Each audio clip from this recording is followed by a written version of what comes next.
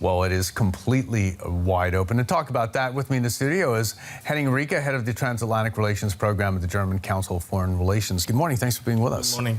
These midterms are getting far more attention here in Europe than midterms in the U.S. usually do. What's behind that?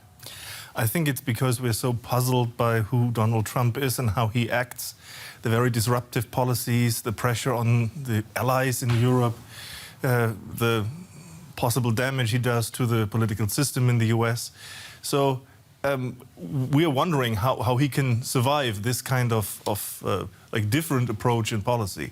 His own policy style, partly erratic, partly strategic in a certain way to improve the position of America in the world, as he says, without possibly doing it. So it's interesting for us. And we wonder whether checks and balances work, whether the political system in America is working, and whether he's now getting a tighter control and oversight from Congress with new majorities, possibly. Donald Trump has been under constant criticism here in Germany from members of all parties since he's taken office, since he's been in office over the last 2 years. Would a shift in the balance of power in Congress towards the Democrats improve relations between the United States and Germany with that in mind? I wouldn't think so. We would possibly gain a bit more trust in the checks and balances system and trust in the leading democracy, but it's hard to foresee how Trump would react. Would he, if he would see his own legislative agenda blocked, all his projects blocked by Congress, would he then step up the sort of internal civil war that he's starting, the inflammatory rhetoric, the polarization that he's using to reach out to his base because he wants to be re-elected in 2020? Or will he look for like foreign theaters and start wars to the outside, which is not so easy? He's also a pragmatist. Starting wars to the outside, that's quite a claim.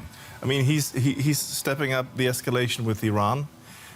He has embraced the North Korean leader, but it's really open whether this will lead to denuclearization. I don't see that Donald Trump is looking for failures in his foreign policy. He wants to be the strong man. He wants to be seen as somebody who gets things done, and he doesn't want to go into failure. So he might pick his enemies well at that point in time. This might also mean for us, for us Europeans, that he's trying to squeeze out more for the US in terms of trade relations or in terms of burden sharing in NATO.